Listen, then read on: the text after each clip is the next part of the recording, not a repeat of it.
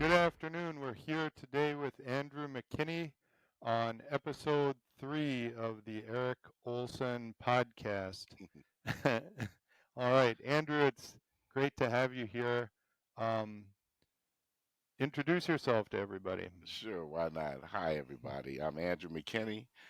Um, I live in Cottage Grove, Wisconsin, and I am going to be running for the Dane County Supervisory Board, seat 36. This seat is now currently open. I lost to that seat 2 years ago to Melissa Radcliffe, which now she is not rerunning for that seat. So again, it's open, and hopefully we get a better turnout than we did back in 2022. All right, so how long have you lived in Cottage Grove? Tell us about that.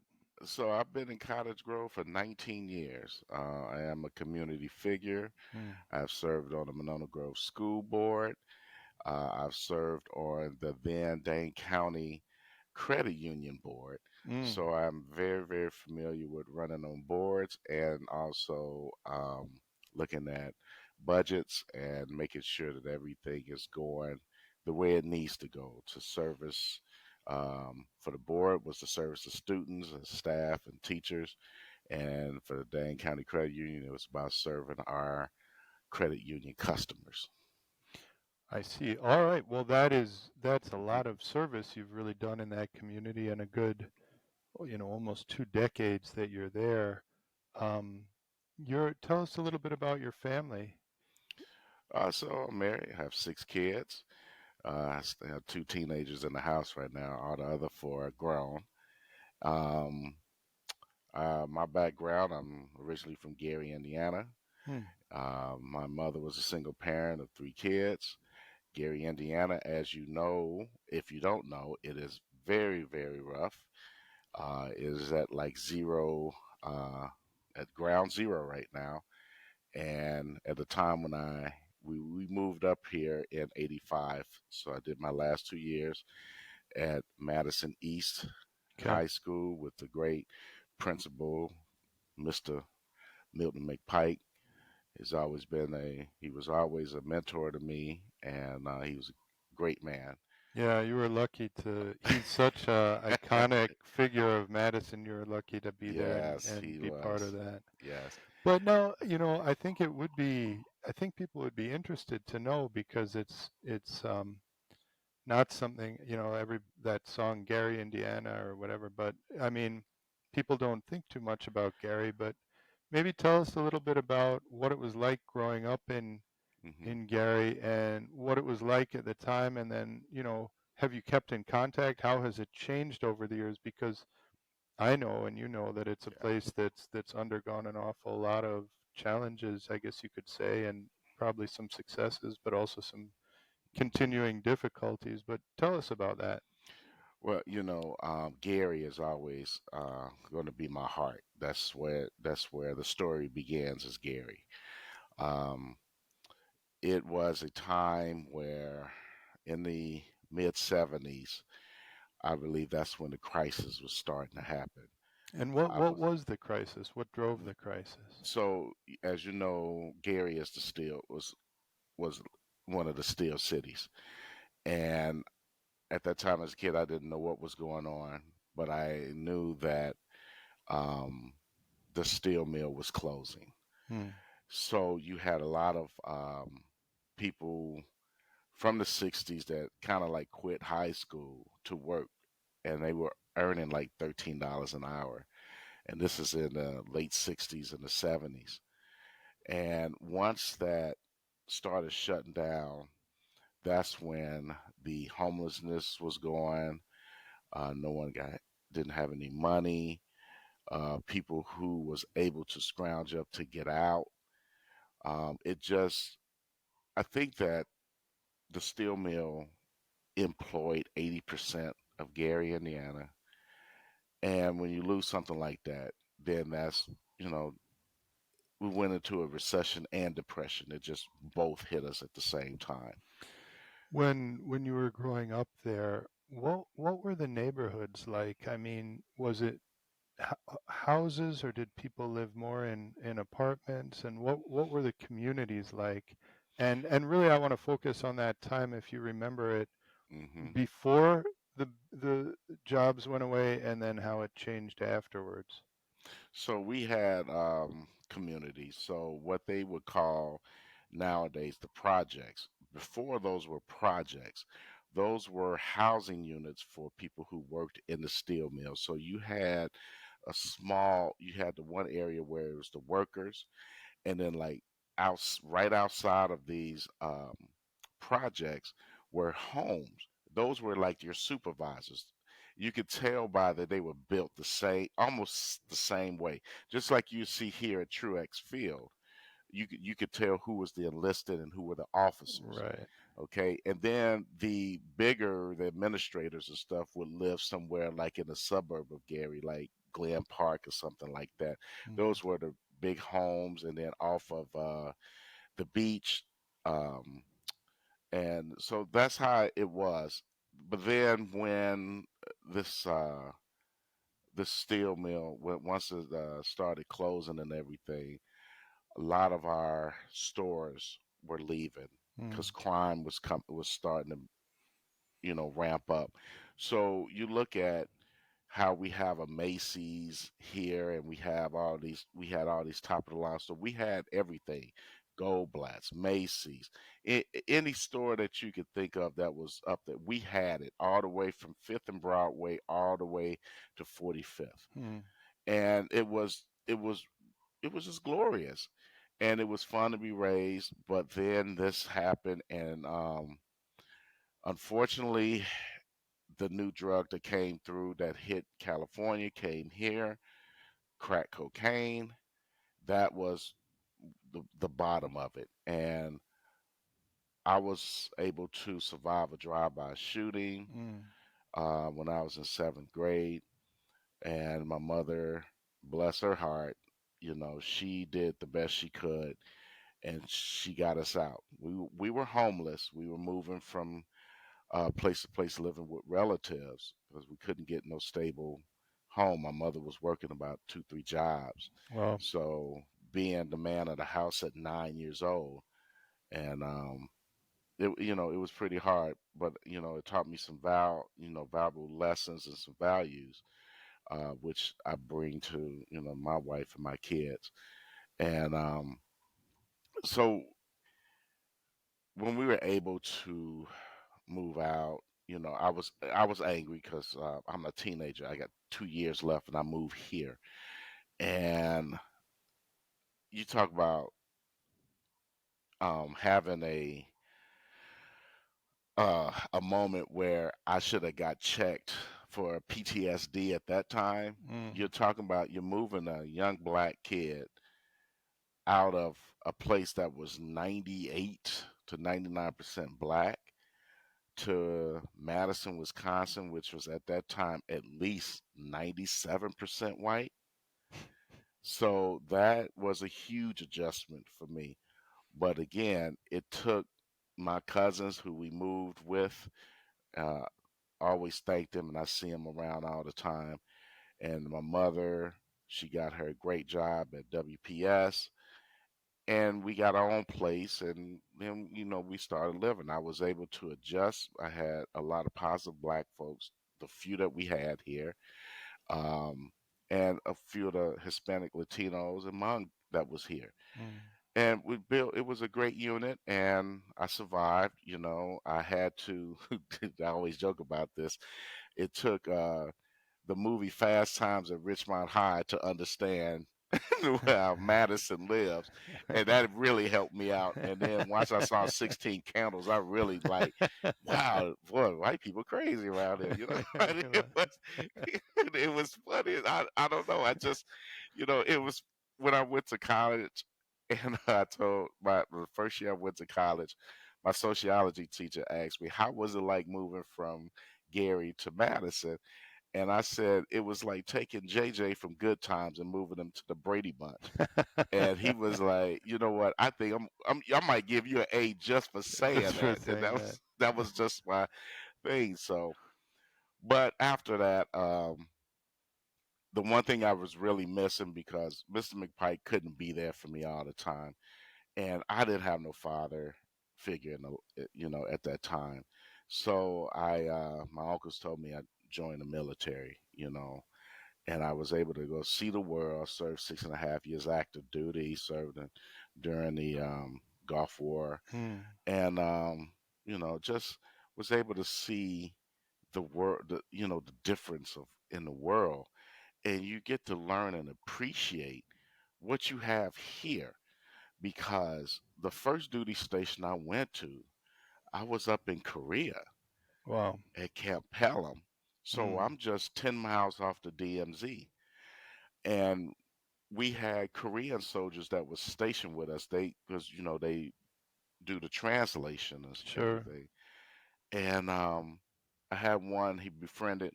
He took me to the real Korea, not Hmm. the Seoul Korea that you saw in the '88 Olympics, the beauty and the majestic and all like that had the commercials for the '88 Olympics. I saw the real Korea, and I'm gonna tell you something. There were areas in Korea that made Cabrini Green in Chicago look like the Hilton. Really? Wow, that's It funny was because we never horrible. imagined that. We It never was imagined that. horrible. Hmm.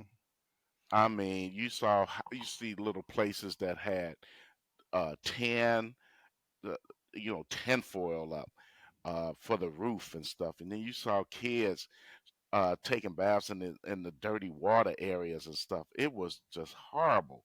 Hmm. Wow, that's unbelievable. So there was one thing I wanted to go touch on again before moving on in the arc of the story. And you said you survived a shooting when Hmm. you were a drive-by shooting when you were still living in Gary.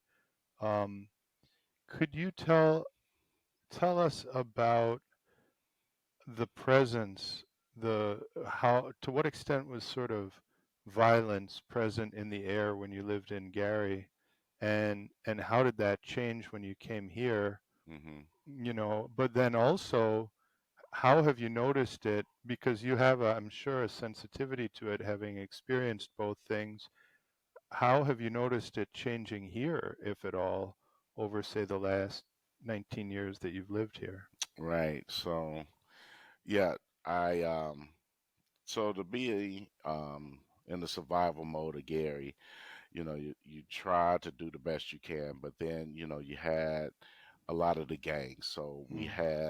we had GDs with Gangster Disciples, and we had Vice Lords. So those are the main two gangs in Gary at the time. And try to be in a gang just for the protection, and you know just doing crazy stuff, trying to hang out and trying to be all whatever. And we had one of our leaders that was he had got into a lot of things, and that's when we were walking down the street, and a car just drove and then just started shooting. Wow. And the guy he died right there in front of me.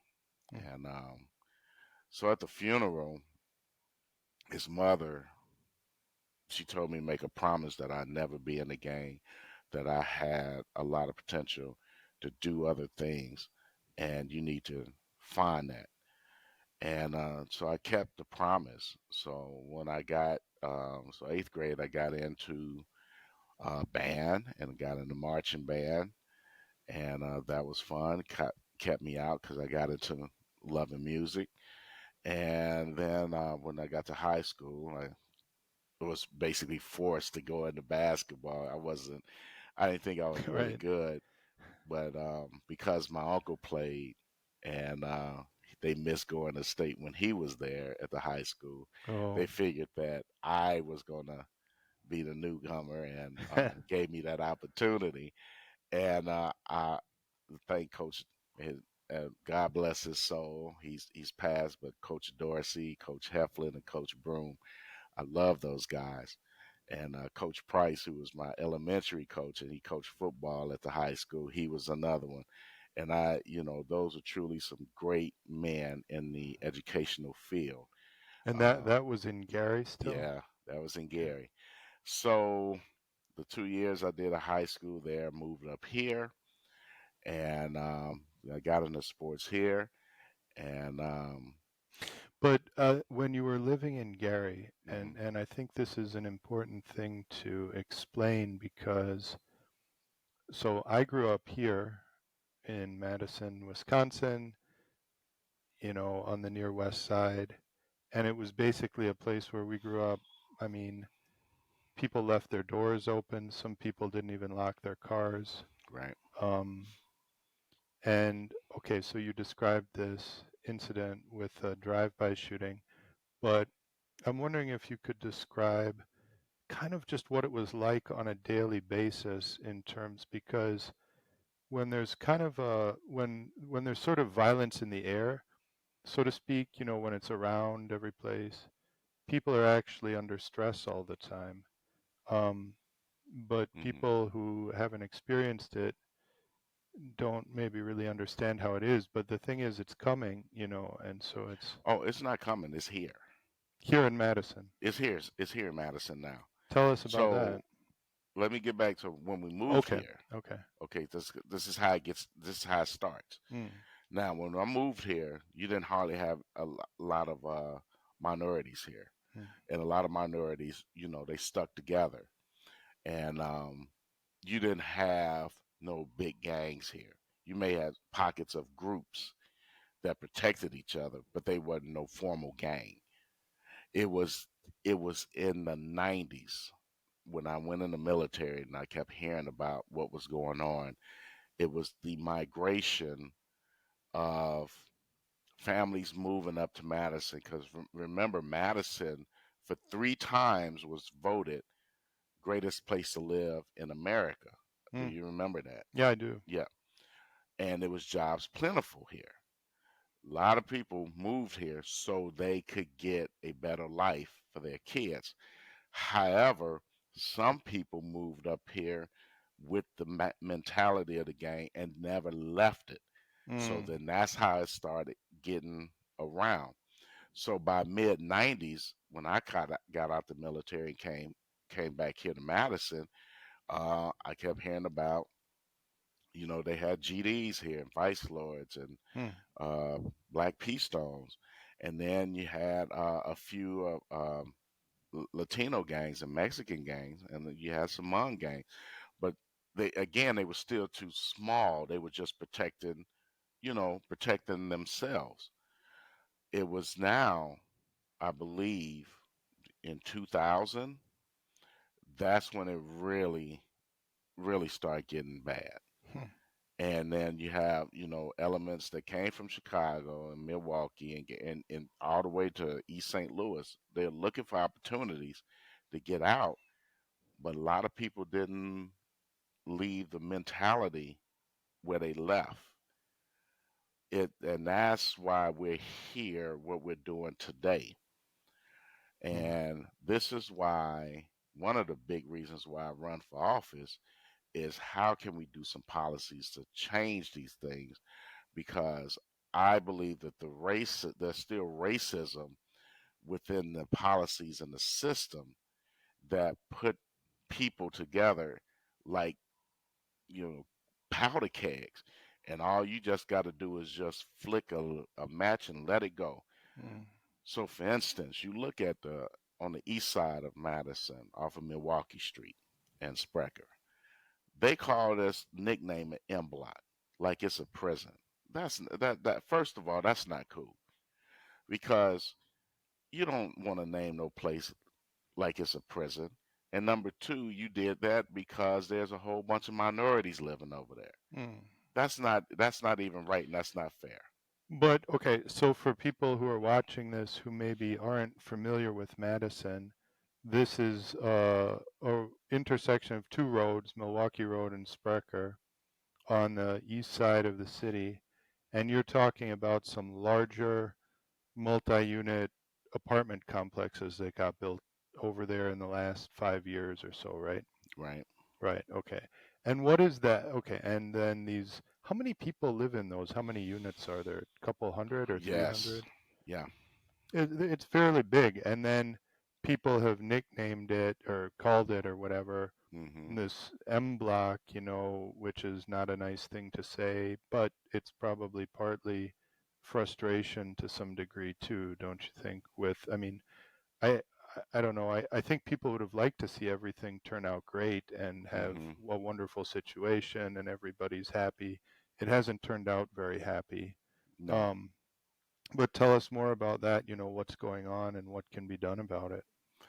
Well, here you got a lot of elements going. So you have you have poor leadership, which turns into poor areas, poor neighborhoods, the poor community, poor education, um, and just the stress of a lot of parents in these communities trying to find jobs to survive.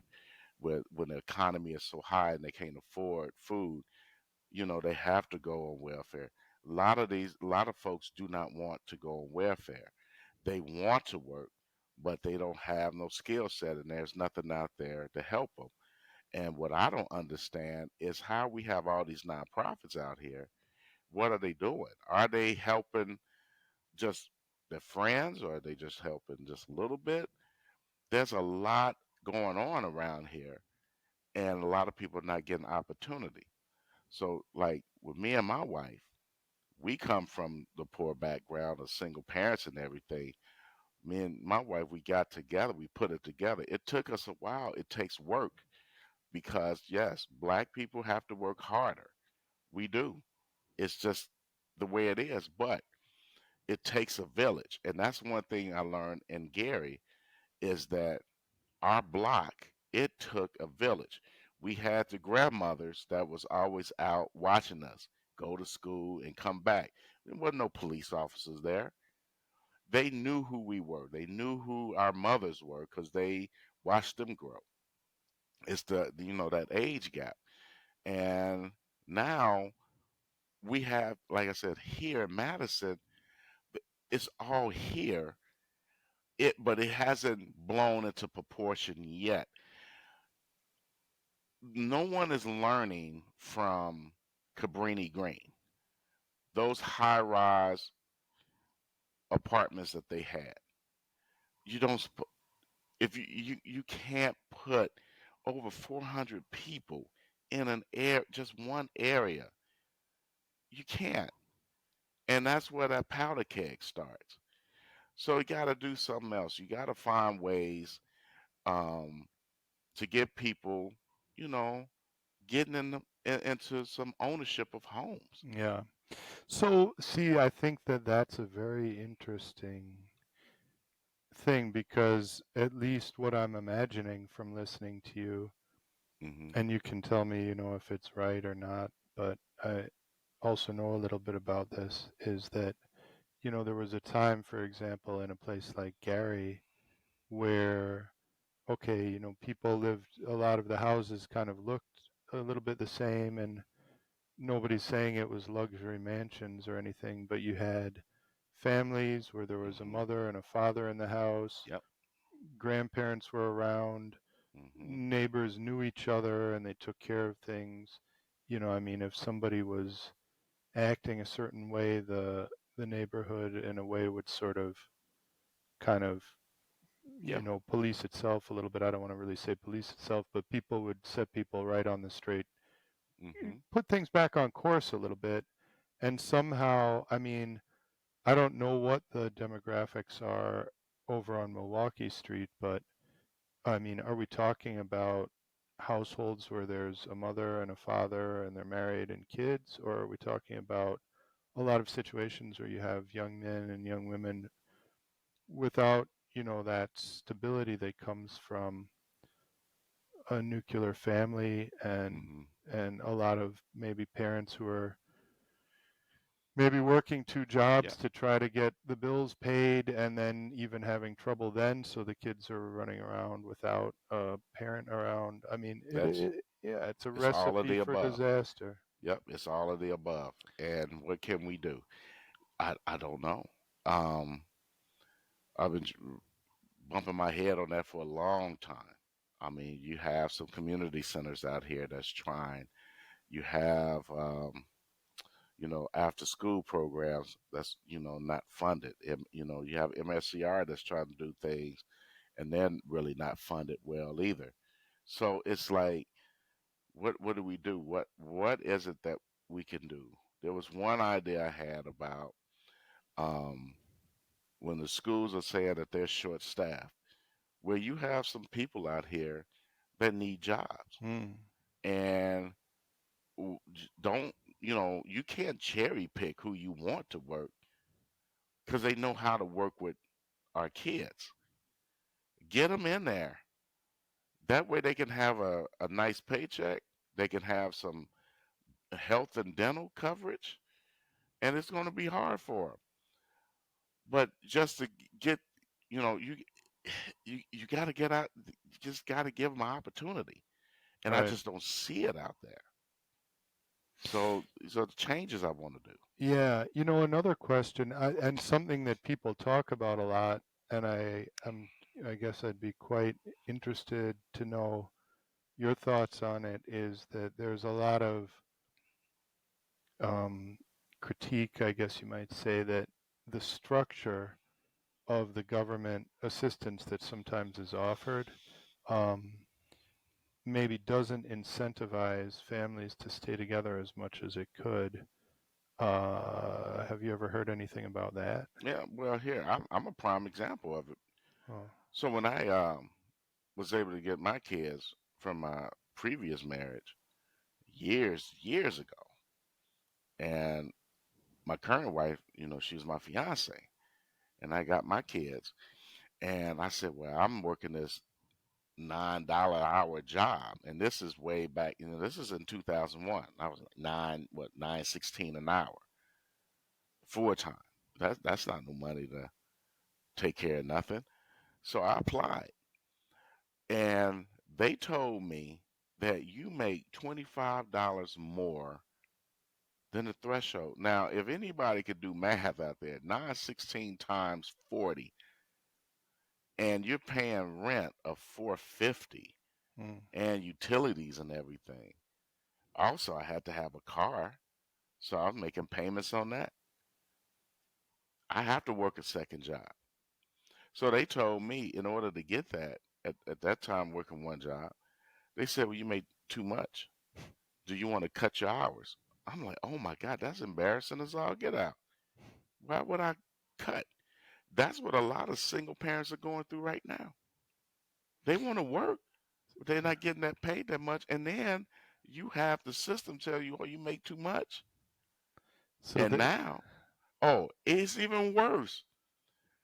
Now we have immigrants that's coming here, and they're going to Chicago, which I have friends in Chicago, and they telling me almost on a weekly basis how the immigrants are getting more than black people who mm. have been living in these messed up areas forever. And they're getting all the money, they're getting all the assistance, everything. And so they're revolting. They said that they're not voting Democrat no more because they are fed up with the lies. And that's what it is a lot of lies. Now, I'm not going to say every black person or every minority is, you know, doing the right thing. There's going to be some, but there's a lot of us, like myself and my wife. We were good-hearted people. We worked hard to get to where we are.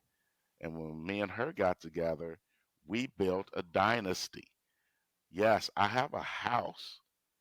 I love it. We have two cars, working cars, and we get to check on our kids at school and everything, make sure that they're doing what they're supposed to do. And that's the way life is supposed to be. Everyone deserves a piece of the pie. Yeah, we worked hard and we're there. And I'm not trying to go more and trying to get millions and all like that. I'm blessed what I have. Mm. And I'm blessed to try to help others. And this is why I get out here and serve in the community. I don't have no baggage of people trying to buy me off. and trying to tell me, well, I can endorse you if you do. And, I don't do that. Everything comes here from the heart. I served this community, I served in the military, so I was willing to give my life for a country that really didn't even take care of me. And Dane County didn't even take care of me when I got out the military. And when I went through my divorce, when I was homeless, I didn't have nothing. I lived in my car, but I had true friends that stepped up and said, "What do you need?" And they helped me. And what I do, I turn back into the community and help. That's what I have here. And this is why I run. I lose, doesn't change a thing. I still get out there and help others. That's what I do because people who have given their time to help me, I'm going to give it back to them and I'm also going to give to the community. That is really touching, and I mean, I sincerely, okay, well, we're friends anyway, but Yeah. I 100% hope you win, and we need people like you here in Dane County. Mhm. Which branch? Tell us a little bit about, you brought up the military a couple times. Yeah. Which branch of the military did you serve in? So I served active duty in the Army Hmm. And why Army? What drew you to the Army? because I wasn't really a good swimmer. So I wasn't doing other things. And I watched Full Metal Jacket, Yeah, and right. the drill sergeant on there, who was the actor, he was a actual drill in the Marines. He scared me, so I said I don't want to go there either. And I guess I wasn't too smart for the Air Force. So Yeah. So, and what was it like? Tell us about. Okay, so you went. Did you go down to the recruiter, or what was your process for signing up? How did oh that yeah, happen? so I went to the recruiter. The recruiter took me out to Red Lobster when it was on the west side back then. I was trying to sub it. They made me feel like I was the greatest recruit. It was like, basketball recruit. They take me out to dinner, we eat and talk and blah blah blah. And I was like, man, the Army really needs me. Well, I got there, the basic training, and I was there with a whole bunch of them that was needed too. Yeah. It's like we got we Well, you were needed. You were needed because actually, I mean, it makes a big difference. yeah you feel People don't realize that all of this luxury of freedom that we have is hmm because of the United States military and really right nothing else, because there's people out there, countries out there that are gunning for us, and someone's got to stand in the way of that. yeah. So, And I would always tell a student right now, if you are not ready for college and you do not want to do anything with the trades, if you want to do something and change your life, go active military for 4 years. mm, Just do 4 years. Then you can re-enlist and you can go, reserves and National Guard. Don't go to basic and AIT and then come back in the reserves and National Guard. No, do 4 years. See the world. Go out there. It is not hard. Once you get through basic and AIT, it's a 9 to 5 job. And like they say, you do more at 5 a.m. than most people do all day. And you have a great time. You can't beat getting allotment for your military clothes every year. You stand in a place for free. You mm. get 3 hot meals a day free. So you're saving money. And this is why I have my business, McKinney Resource Consultant LLC, is that I can provide all that information for you so you can move, you can get into something. So then when you are done, you may want to make it a career. If not, you can get out, take all of the education pieces that you've done, and you get out here and be something in the community and you can work. It's just, it's great. So, do you do coaching for youth? And Yes. I know you do for coaching, and you give a lot of help to a lot of Yes. people. I know that right now the military. has struggled a little bit with recruiting. What do you make of that, and what do you think can be done to try to fix that situation? Well, the first thing is, they were kicking people. They was trying to get rid of people who wasn't going to take the COVID shot. Right. Okay, so a friend of mine who lives in Sun Prairie, when we went in the military together, he told me, he said, "Remember when we went to basic training and we got those 5 shots? Do you know what they were?" I was like, "No." "You remember those 4 shots you took when we got to Korea? Did you know what they were?" I said, "No." He said, "You took all them shots and didn't know. So you took it for your country. Just go ahead and take it for your family." And I was like, "Man, why did you make so much sense?" I said, "Okay, fine." But, people were skeptical how the COVID shots came out. And they were afraid. I don't blame them. And especially people of color. We have been test dummies for, hundreds of years. So, that's in our DNA that we didn't want to take it. But um, I went ahead and did it, and I'm okay. But I'm not taking no boosters or nothing like that. I'm not. I don't trust. So you brought up the feeling in, I guess, the black community about a sort of a skepticism Hmm. of maybe the medical community in general. I mean, there is certainly some basis for that given, Hmm. history. Let's say history is, in Oh that yeah, respect, I think people, definitely. hopefully people know it's an ugly history. And see, and here we go with we have black we have people of color out here who don't even know this history because they've taken that out of schools. Did you know that the last Black History course in the high school was taught at West? And Was taught at West, did you yep, say? in '98, that was the last one. We actually had it at East, Black History course. Yeah, it was taught by a white guy. Who cares? It was taught, you know. But then again, different demographics. Growing up in Gary, that was a staple. Mm, We knew more about Black History 365 7 days a week, 24/7, 365, mm. 366 on a leap year. We knew that we knew I knew all of it. But different demographics will not, they won't teach that. Mm. Me personally, I think that there should be history taught from each ethnicity, each background to learn just the basics. And then you could take that stuff in higher ed or whatever. But you got to learn your history. What happened back then to help now. It's not about being angry and frustrated. Oh, y'all did us wrong like that. We know that. Okay. How can we change now? How can we fight where this doesn't happen anymore? Because it's secretly happening right now.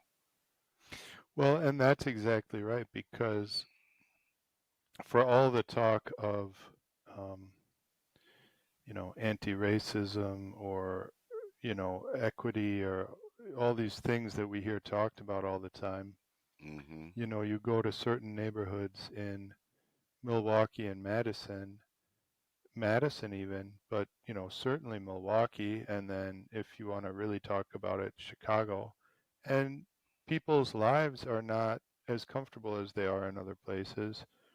I mean, just the situation of, let's say that a couple has a child, right? And Hmm. it's one thing if you can just have the child go outside and play and not worry about too much of anything. And then, I don't even know if that happens here anymore, but certainly when I was growing up here, it was like that.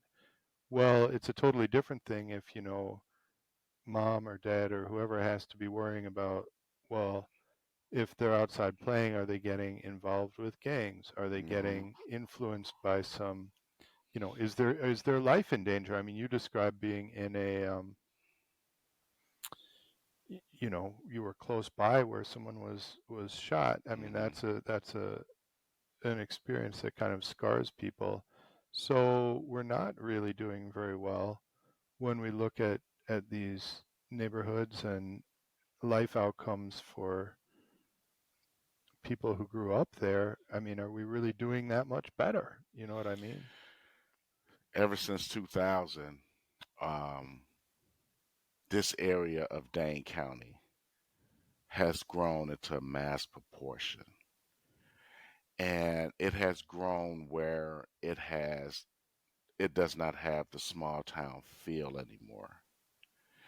And you're putting people on top of people here. Hmm. If you can go way back in, even in the 90s, if you look in the right off the belt line in the Middleton area, when that was all field, look at what it is now. Look at Sun Prairie, two high schools now, all of those schools, and they're growing even more. Look at DeForest. These were small areas outside of Madison, and they have grown what 300% at least, and nothing's affordable here. Right. Eh, Nothing.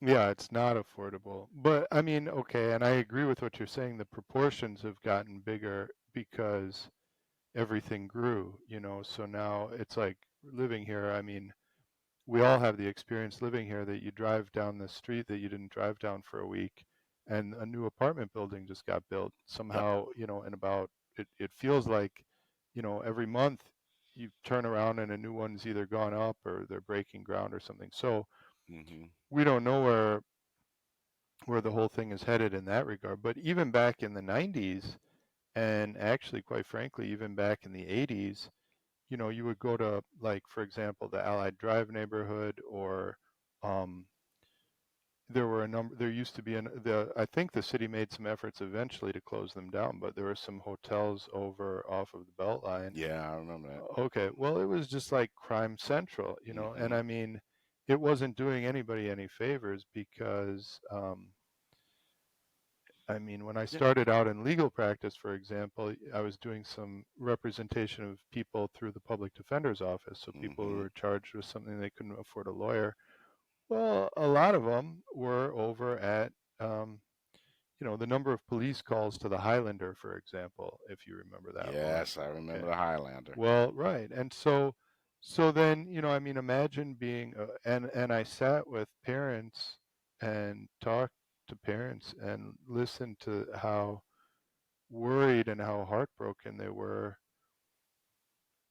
Yeah. watching their kids get involved in bad things and feeling like the kids were slipping away and potentially getting into a very risky situation, you know. And I Hmm. guess some probably made it out, some probably made it through, you know, and went on to good lives, but a lot, I'm sure, ended up, you know, getting in trouble with the criminal justice system. And then, you know, it starts out maybe with a little thing, but then, you know, they're in and out. Hmm.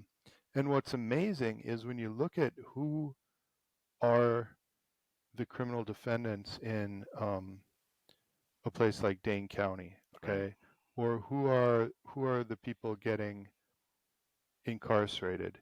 A lot of times it's the same people over and over Yeah. again, like a big conveyor belt.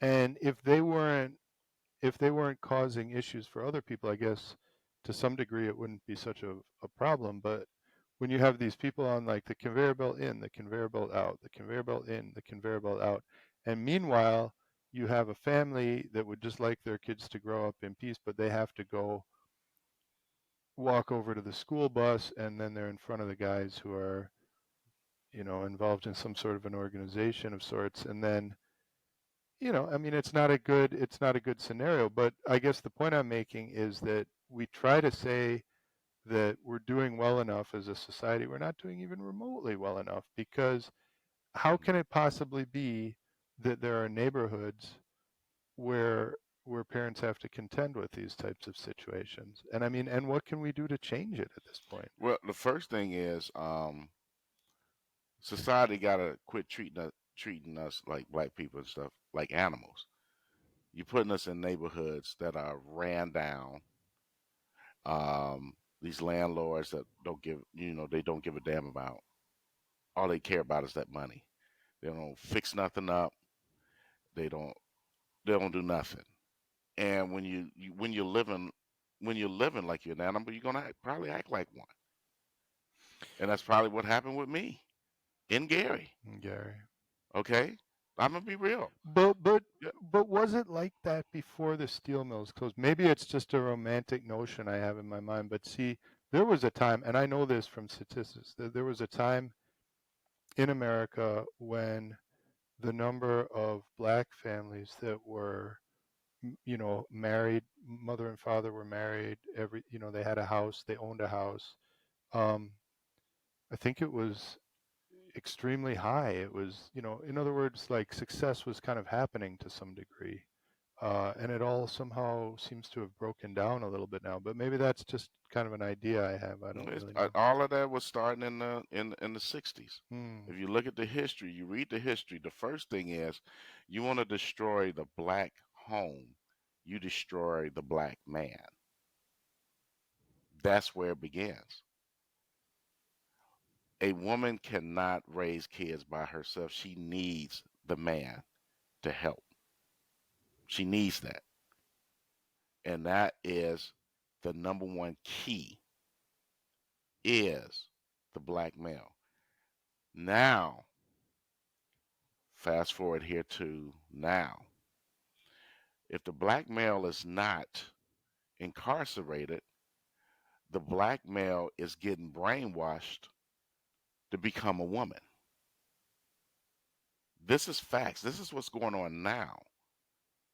That's not that is not right. That's not cool. It's not fair. And black women are struggling. These families, these kids are struggling. These kids now, they don't even believe in themselves. We had black leaders back in the days saying black is beautiful. Be proud of who you are. These kids now, they find something else. They want to call themselves different names or pronouns or something to find some type of love to be accepted. And I always tell black is beautiful. Be proud of who you are right now. You don't let no one tell you anything different. That's the message that I send. And it's not no racial thing. I'm not trying to be, black power like that, just like, white power, all that. No, I just want you to be proud of yourself and proud of your community and help each other because back in the days, black neighborhoods helped each other. You didn't have that, you don't have it here in Madison. And you probably did in the '70s because it was really small. The one thing I remember when I was senior in high school at East, and there was a call to order to all of us black students to go down on Langdon Street and march because there was a fraternity, a white fraternity, doing the slave auction. What? Yeah, they were doing a slave auction. They had people look like blackface and had nooses and everything. That was back in I believe it was 80, 86, 87. Wow. Yeah. And that was one of the greatest moments for us because I start seeing more black people in Madison. I didn't, because I never left the east side unless I went to play basketball or if I went down to Beloit where there was a whole bunch of black folks down there, which was fun. I Yeah. enjoyed that. Hey, everybody down in Beloit, if you're watching, I love you guys. You guys made wonderful for me. But it had, life has changed. And, it changed down in Janesville and Beloit Yeah. because they had the GM. And I have a personal friend of mine who left and moved to Fort Wayne from Beloit to move, for a job, stay with GM. Mm. And see, again, when you have people making money and doing what they're supposed to do and trying to make a life for themselves, we get we get the car stacked against us. and we get those stressors, and then we don't feel like we are worth anything, and that's just horrible. I'm worth a lot. My wife loves me, kids love me. I hope they do. I'm we sure need, they love you very much. You yeah, know, it's but okay, and I mhm, totally resonate with what you're saying. I think that makes a lot of sense.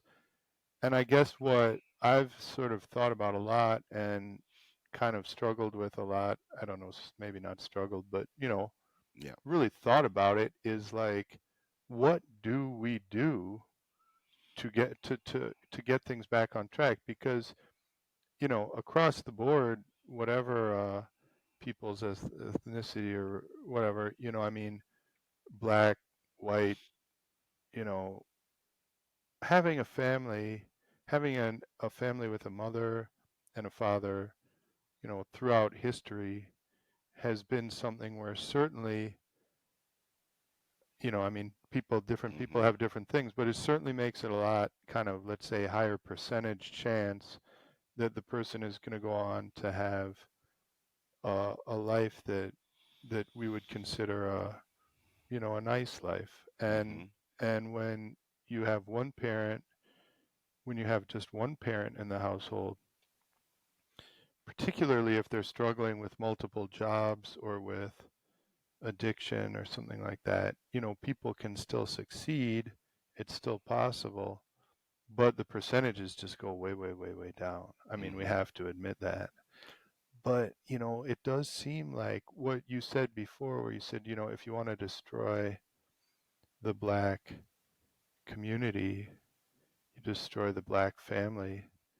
And it's very sad to say that when I look at it, maybe I look at things with a little bit of skepticism about a lot of things, but it really does almost seem like somebody did want to destroy the black community, and I don't know who or why or what. hmm And sometimes we think there's like a conspiracy, and it turns out it was just incompetence or whatever. But hmm certainly something has happened that rates of home ownership have dropped, rates of divorce have gone way up, rates hmm of having children, out of wedlock have gone up. And of course, it's a free country. People are able to do whatever they want to do. And it's not I'm not trying to make like a morality lesson here, but, you see people who care when they see people struggling and they say, whoa,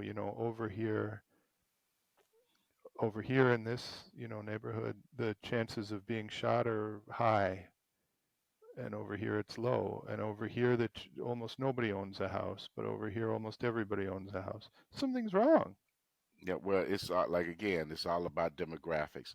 So with the experience I've had, because I'm black, Yeah. I've seen it, and I lived in two different worlds. I lived in Gary and I lived here in Madison. Mm. It's two different worlds, and you cannot compare Madison to Gary. You can't compare Madison to Milwaukee. Right. So if for black, for us, and Hispanics, Latinos, and the Hmong community, for us, it starts with education, Mm. because the more education you get with our forefathers, with our ancestors that suffered and got killed for reading and writing. Now they're not challenging these kids and letting them be free and say, you don't have to do this. That's where we go wrong. Parents, stand up. Do not let the public education tell you that your child don't need to do this or that. Your child needs to be challenged. Your child needs to get properly educated and move up. Do not let people like DPI lower the standards so you can just push the kids through. Because once you do that, once they turn 18, they're on these streets and don't even have the basic skills to do anything. So this is when they start turning into the wrong hand of doing the wrong things. And then the jails get filled up. And then when the jails get filled up, Now you can make these cases. And then when you get these cases, now you can employ somebody else to watch over 'em. This is the new form of slavery. In my opinion, this is the new form of slavery. So I tell everyone, I told all these kids when I worked in the public schools, you have to get your education. You have to try to go to college and then um, come back to your community to do the best you can to help out. Because once you become an adult, you will see in within 2 years how hard it is when you didn't do what you're supposed to do in school. High school is going, you can still have fun, but you got to get your education. You got to challenge yourself, and you got to tell the teachers to challenge you. Don't be afraid. And a lot of kids, black kids, they fold under the pressures. They're embarrassed because some of them that are in high school may have a third or fourth grade reading level Mm. because of what the system did to them. You know, so you can't tell me anything. Anyone out there can't tell me anything. I've worked in this stuff for 17 years. That's why the schools never liked me, because they knew I came in there and I was all about all the kids. It wasn't just all the minorities. There was poor white kids in there that couldn't do what they're supposed to do. But they put these kids on these IEPs to make more money and then make more administrative jobs and not helping out the doggone teachers and the staff that work with these kids. There was a time when a principal would be out there and be the student's principal. That Mr. McPike knew every kid that went through there. That's why he had a huge funeral, because they all came back to pay their respect. I worked in the several schools where they thought that I was the principal. Are you kidding me? I was just a youth advocate or a special ed assistant or something. But I was always there talking with kids, talking with parents, telling them, hey, your kid is messing up. You should come pop up at the school. You pay taxes. That's your opportunity. Get to know and see what your kid is doing. Don't let the why is it that they always get reported when they're doing something bad? Well, when they're gonna get reported when they're doing something good. Good. Yeah. Okay? That's insensitive. And now you got these people talking about DEI, diversity, equity, and inclusion. That's a joke to me, because you ain't done nothing. You're just sitting there making money. I'm going to call it out. And I don't care. Okay? This is my heart. I'm tired of people failing our kids. And I'm tired of parents and stuff failing the kids as well. You need help, find that help. You contact somebody to help you, help yourself, to help your kids, because we're going into a whole new level where I'm getting old. I can't do it. I'm getting to a point where I ain't gonna be able to do it. But I am out here trying to help and recruit kids to go to college or whatnot. And when they come back to your community, run for something, Mm. help your community out. And to me, I don't care if you're gonna go run as a Democrat or Republican. What I want you to do is do it here from your heart. Don't do it because you got some outside interest. You need money, and then they just pour it to you. Now you got to do what we tell you. No, you do what you supposed to do. Like I do. I don't take no money from nobody to tell me when you get there you're gonna do this for. I ain't gonna do nothing. I'm gonna help what needs to be helped. And I would have to work across party line to get what needs to be done. We are in a financial crisis. We are in fentanyl. We are public safety. Excuse me. Education is poor. We have a lot of work to do. And right now, I believe we just have the wrong people in office. Mm. So I don't care who's the incumbent in your area. If you feel like you can contribute, you contact me. I help you.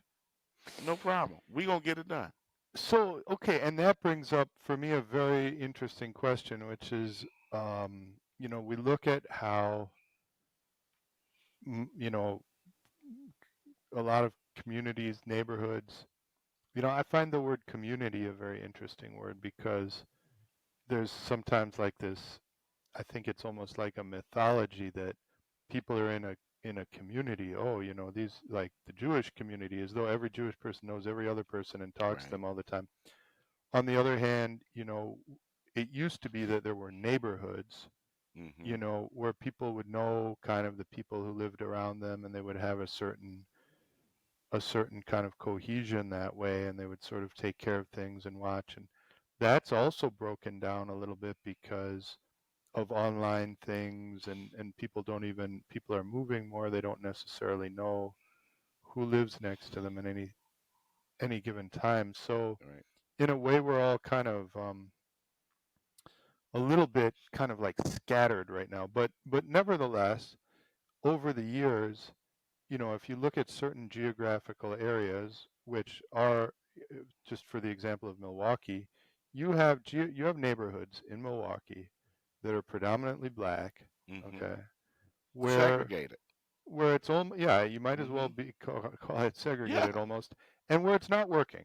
You know, when you look at this, the percentage of kids that finish high school, the percentage of kids that finish college, the percentage of young women who are, you know, pregnant before they're intending to be, or before they're married or whatever.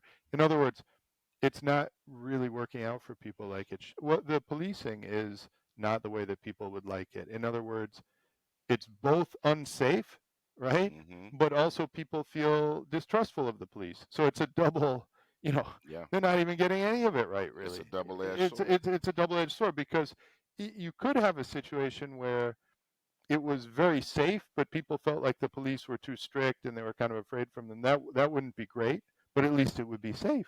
Okay, Mhm.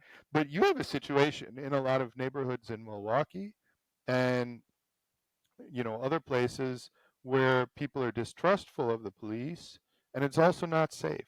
So it's like a lose lose. It's not even a win lose. It's a lose lose. So that's not good. But then when we look at how people vote in those neighborhoods, they're almost always voting Democrat. And it just never ceases to amaze me how it can be bad this year, it can be worse the next year, it can be even worse the year after that. You never almost see any improvement, but the votes keep Mhm. going the same way.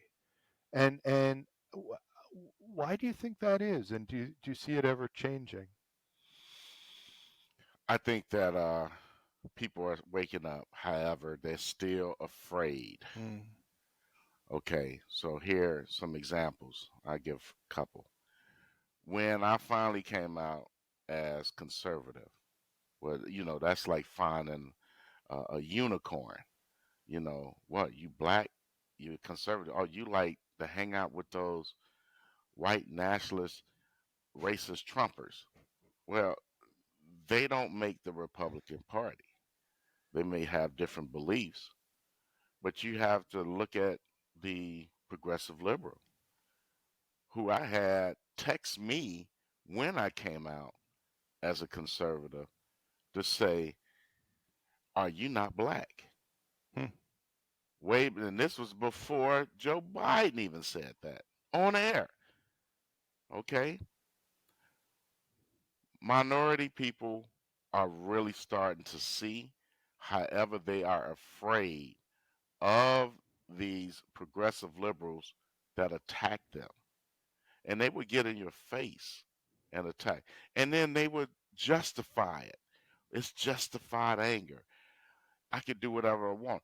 But if a Republican say anything, well, it's deemed racist. mm, So when I say something, am I racist? I can't. I can't be racist. No. But they say something is wrong with you because you're, hey, I've already been behind that Democrat scene for years. I've been behind it, and I knew something was wrong. That's why I ran in 2020 for state senate. I started as an independent, but I got conned by special interests to run as a Democrat because they had me believe I could beat the opponent. There mm. was no way in the world I could beat the opponent. I didn't know that at the time. But But okay, but just I want to touch back on something you were saying because now in the black community, what do people think about Trump to the extent that you know? I mean, I don't think it's the way that people, particularly, let's say, white people on the far left, have this idea in their head that people who they don't know any of them who are in the Hmm. black, they think oh these you know all everybody has this certain opinion about Trump. Um, is it as homogenous? Is it everybody thinking exactly the same way, or is there variation, or how is it? Tell us So, tell us your opinion on that. so my opinion, and I'm not going to speak on behalf of all black people, No, but just what you've but observed, though. but Just for what you've me observed. and the people that I observed, they said that Trump did a great job on some policies. They said the only thing that's scaring them is the way he acts Mm, in the office, and he makes it about himself. mm. Anything that he do is about himself. That's called narcissism. That's what they say. They say if he surrounded himself with good people and not firing everybody, if he toned down the narcissist system a little bit, he could probably get a little bit more things done. One thing that the media never post out there is some like a lot of the good things he did in the office. Like We what? found out. So, for instance, he funded, he wrote out a bill and funded all the HBCUs because they were going under. And tell And people what are HBCUs. Not those are everybody historically knows. black colleges. He helped fund all that, and he didn't get no accolades on that, but it is true he did that. Now we had a certain president in office for 8 years, and believe me, I voted for him, but he did nothing for that. But he pushed more of the LGBTQ stuff than he did for anything. So he reneged on black people. And when Trump funded, so from my understanding, the way that it happened was that previously the HBCUs had to go back every year or every Yep. couple of years and kind of almost, I don't want to say beg, but they kind of had to go and ask for funding Yeah, again and because again and they're again. private school. Yeah. Yep, but that Trump made it so that they were funded more or less permanently. Yes. So why didn't that get more airtime? Because that would seem to me to be kind of a big story. But Eric, do it look like I work for the media? Why would you ask me that? You need to ask somebody that works for the media. Okay. Bad question. So you said there were a number of things. Was there anything else? Oh, there was a few little things I can't remember on top of my head, but when you ask people of color and stuff, he helped, with black businesses and stuff and minority-owned businesses, and everything was starting to flourish. Mm. Everything was going. Everybody's economy was great, and if you listen to some of the folks now that's getting interviewed, especially like in New York and Chicago, they're saying, "I will vote for Trump in a heartbeat now." Because we are getting screwed. That's what they're saying now. I'm not saying it. That's what they're saying. It's right there. And do you think that that has to do with the economic changes that have happened over the last, three and a half? Absolutely. Absolutely. Mm. And COVID came through and all those folks was getting those what was those loans they were getting those oh my God, what was the loans that they were getting? The And the assistance, the PPP or yeah, the whatever. PPP. Yep. Yeah. All right. Well, so do you think, okay, so here's an interesting thing that I Mhm. find very interesting. And I don't know if it's 100% proven to be true, or I don't know if it's 100% accepted, but I think it's pretty close to 100% accepted, is that in the 2020 election, Trump actually got a higher percentage of the black vote Mhm. than he did in 2016. Mhm. Um, that's not reported on very much, but in just your gut instinct, if he ends up being the nominee in 2024, do you think that percentage will go up again or stay even or go down? Just your guess, being around politics and being a person who's active in the Well, if community. he once he get all of this stuff beaten out and stuff, I believe that he's going to be the top candidate again, and I believe that people will vote for him again. I believe that. But do you think Um, the percentage of I of think the percentage is going to be higher. higher? Yeah, Yeah. I think it will be. That's just my opinion. I know that in 2020, he lost by 20,000 here in Wisconsin. So for the people that I've talked to of all races, all colors, they told me that the reason they didn't come out and vote because first they said they didn't like how he was in the office. Like I said, the narcissist, the way he was acting and whatnot. You know, that's who Trump is. You know, he's not what they call presidential, I guess. I Right. don't know, and Yeah. I don't know what that means. Well, in But some people's mind, they keep saying, okay, he's not, that's what the media is saying again and again and yeah, again. so On the that other hand, you look at who we have there now, some people would say he's not very presidential in a way. well, he does his thing. He follows what the script is. Mm, if he Trump can didn't read follow it, no when he script. can read it, and I mean, But if you ever seen Tropic Thunder, right. Robert Downey That's Jr. said, exactly what it "I is. don't read script. Script read me." Scripts That's read me. exactly That's exactly what it is. that's what that's what he did. Yeah. But Uh, to be honest, there were people who I've talked to in cafes, eating breakfast, having coffee talk. They said that they just didn't vote for any president, and you know what happens when you don't vote. That person is up to nothing. Just mm. like that. That's the math. So with people who did not come out and vote at all, I believe that's how he lost. And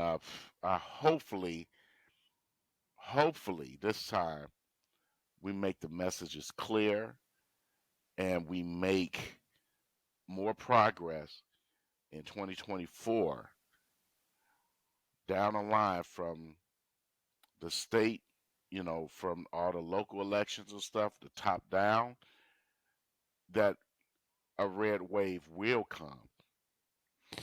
And And I believe, what do you think about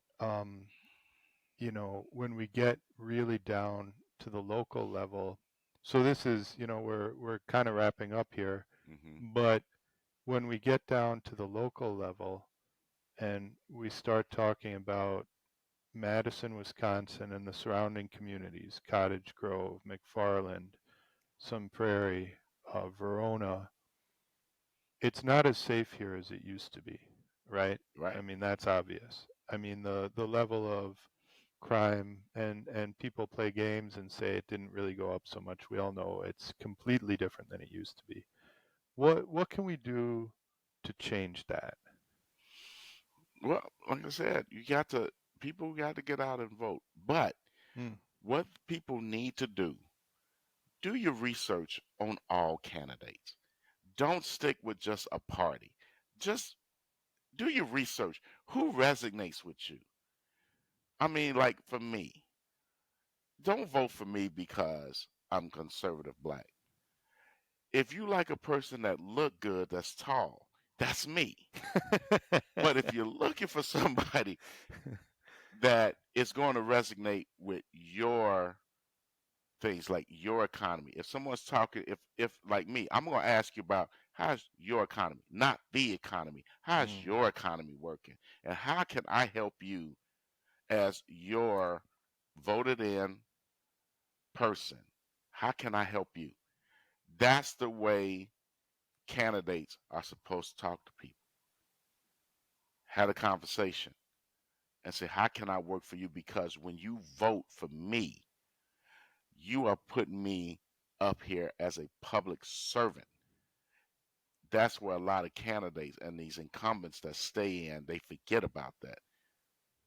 I'm not going to forget about you. I'm gonna set up things where we'll have monthly meetings. I have something set up in the towns where we're at, and we're gonna talk every month. I love coffee. I love happy hour. Yeah. If you love coffee and love happy hour, I might be your guy.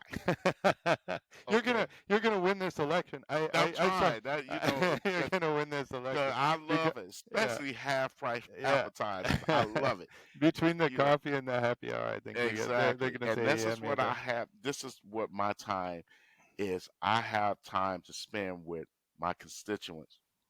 You know where I'm at in Cottage Grove and in Sun Prairie. Well, yeah, and that's Um, what I was going to say. Describe to people where is the district that you're running for? so And the actually, maybe a lot of people don't even know that county right, supervisors are divided up by district, but yes, basically, the county is divided up into little areas, okay?